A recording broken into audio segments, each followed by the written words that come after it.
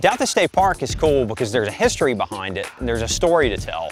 The Civilian Conservation Corps, when it was formed, this was one of the works projects that they worked on, and so most of the trails that are out here were actually built by them.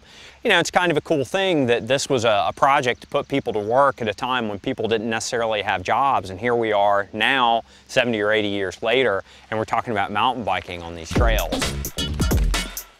We call this Mountain Bikers Disneyland because it's really a place where you can just go and play and play and play and really be amazed at the quantity and quality of the single track trails here.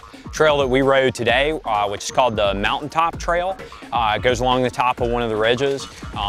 It's got some rocky sections, it's got some roots, it's pretty shaly subsurface, but as you're riding the trail, you're riding between rhododendrons and through oak forest and hemlock, and it's just gorgeous. And it's switchbacky kinds of climbs until you get up on the ridge. You've got some great flowing ridge top riding. You've got a couple of grunts that'll definitely make you pay for your descent.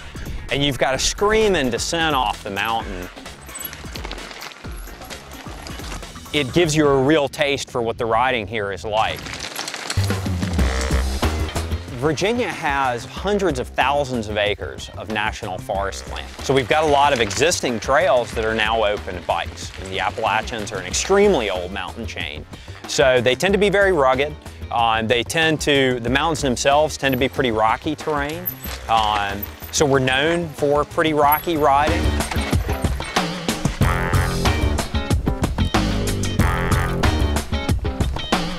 We're real big here on tubeless tire systems because they allow you to run low pressure. You're going to get better grip on that rocky, kind of shaly terrain. That's going to be a big plus.